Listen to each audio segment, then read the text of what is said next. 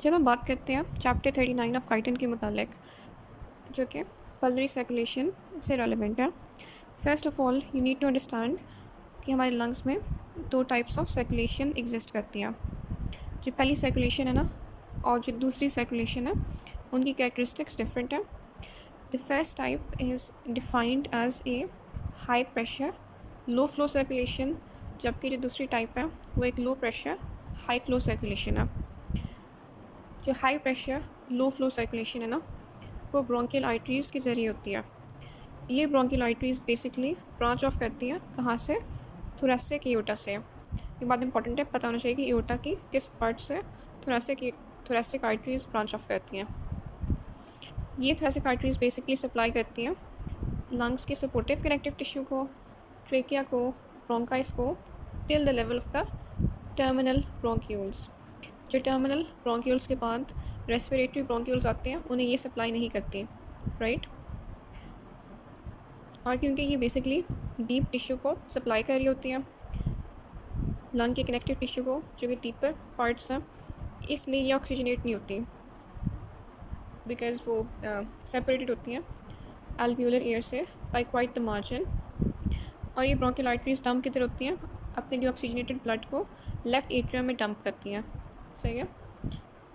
और इसलिए जो राइट वेंट्रिकल का आउटपुट है ना, और हम लेफ़्ट वेंट्रिकल के आउटपुट को कंपेयर करें तो लेफ़्ट वेंट्रिकल का आउटपुट 1 से लेकर 2% ज़्यादा होता है compared to the output of the right ventricle, सही है ना, बात इंपॉर्टेंट है। और दूसरी पल्मोनरी सर्कुलेशन है ना वो बेसिकली ब्लड कलेक्ट करती है, डीऑक्सीजनेटेड ब्लड कलेक्ट करती है from all over the body and supply करती है to the lungs for oxygenation. ये बेसिकली कैरेक्टरिस्टिक्स में डिफरेंस है। अभी हम basically second type of blood flow पर ज़्यादा एम्फेसिस करेंगे, उसकी क्या प्रॉपर्टीज़ है। अगर आपसे पूछें कि when we talking about the pulmonary circulation तो आपको तो क्या कैरेक्टरिस्टिक्स है पल्मोनरी सर्कुलेशन के, specially in relation to the systemic circulation. जो पल्मोनरी सर्किट है ना वो एट वन टाइम अकोमोडेट करता है नॉर्मली या अप्रॉक्सीमेटली 450 ml ऑफ ब्लड, सही है। And this is about 9 times less than the amount of blood जो कि सिस्टमिक सर्कुलेशन अकोमोडेट करती है, राइट।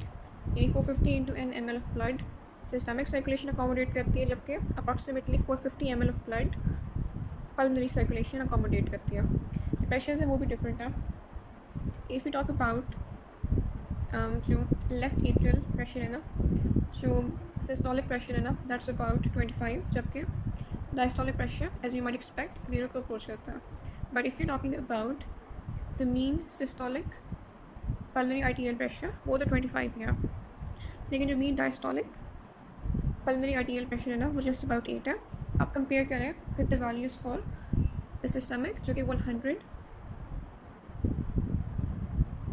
और अबाउट 80 रिस्पेक्टिवली है। So there is hell of a lot of difference.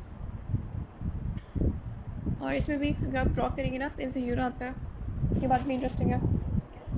इसके अलावा जो मीन पल्मोनरी कैपिलरी प्रेशर है ना दैट्स जस्ट अबाउट 7। और इसकी जो इम्पोर्टेंस है ना in terms of O2 diffusion वो भी हम डिस्कस करेंगे इन टाइम्स टू कम, ठीक है।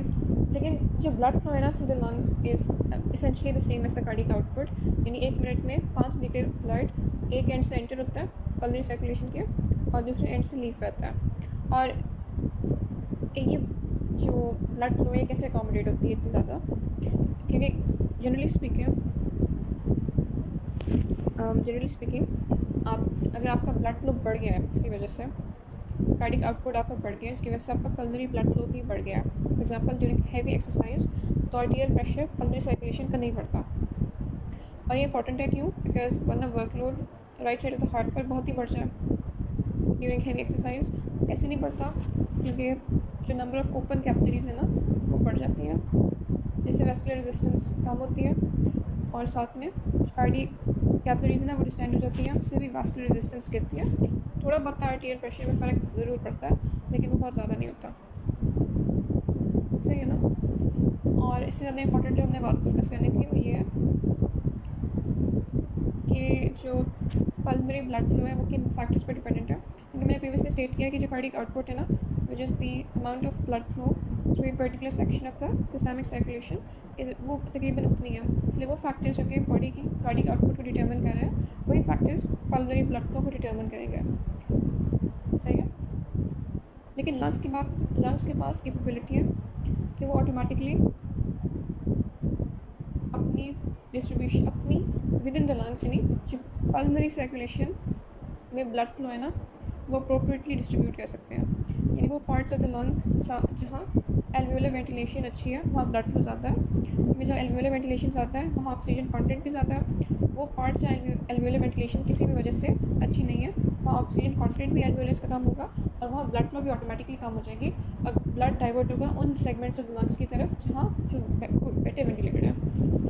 इसलिए एक कंस्ट्रक्शन मैकेनिज्म है, क्योंकि हाइपॉक्सिया डिपेंडेंट केबलस चैनल्स हैं पल्मोनरी एंडोथेलियम में। जब हाइपॉक्सिक होते हैं तो ऑटोमेटिकली रिपोलराइजेशन हो जाती है और स्मूथ मसल्स कंस्ट्रक्ट हो जाते हैं। ये एक अच्छा मैकेनिज्म है। इसके अलावा अगर आप कहेंगे कि जो ब्लड फ्लो है उसमें क्या कोई रीजनल डिफरेंसेस भी हैं, यू वुड बी राइट। 3 तरह के जोन होते हैं, जोन 1, जोन 2, जोन 3। जोन 1 में कभी भी ब्लड फ्लो नहीं होता in any part of the cardiac cycle, क्योंकि किसी भी part of the cardiac cycle में जो पल्मोनरी आर्टीरियल प्रेशर है एल्वियोलर प्रेशर से ज़्यादा नहीं होता। जोन 2 में जो सिस्टोलिक पार्ट है ना उसमें ब्लड फ्लो होता है, डायस्टोलिक में नहीं होता। जबकि जोन 3 में through out the cardiac cycle blood flow होता है, इसलिए zone 2 intermittent blood flow, zone 3 continuous blood flow. Normally सिर्फ 2 और 3 एग्जिस्ट करते हैं। हम लंग्स को डिवाइड कर सकते हैं 2 रीजन्स में। एक रीजन हार्ट से 10 सेंटीमीटर्स अबव से लेकर एपेक्स तक एक रीजन है, और उस 10 सेंटीमीटर से बॉटम ऑफ द लंग तक दूसरा रीजन है। ऊपर जोन 2 है, नीचे जोन 3 है। वाई? क्योंकि एक हाइड्रोस्टैटिक प्रेशर ग्रेडियंट एग्जिस्ट करता है which is directed upwards, my apologies, directed downward, नहीं अपवर्ड से, नहीं डाउनवर्ड, सॉरी। ठीक है, ऊपर जो प्रेशर है ना वो कम होता है कंपेयर टू नीचे। अगर हम कंपेयर करें ना pulmonary arterial pressure between the highest point and the lowest point 23 millimetre mercury का डिफरेंस एग्जिस्ट करता है।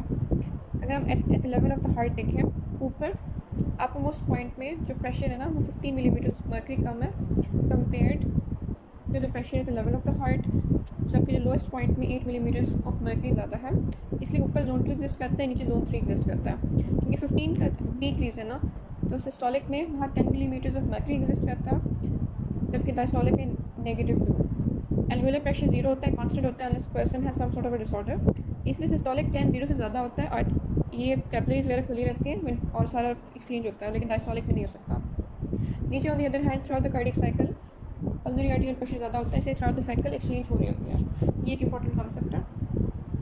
एक्सरसाइज में आप देखें ना, जो ब्लड फ्लो है ना जोन 2 और जोन 3 दोनों में बढ़ता है, लेकिन जोन 2 में ज़्यादा बढ़ता है, बिकॉज एक्सरसाइज में कार्डियक आउटपुट बढ़ने की वजह से आर्टीरियल प्रेशर इतना बढ़ता है कि जो जोन 2 है ना वो बेसिकली जोन 3 में कन्वर्ट हो जाता है। बिकॉज आर्टीरियल प्रेशर इतना बढ़ जाता है कि डायस्टोली में भी जो पल्मोनरी आर्टीरियल प्रेशर है वो ज़्यादा होता है compare to the alveolar pressure. सही है।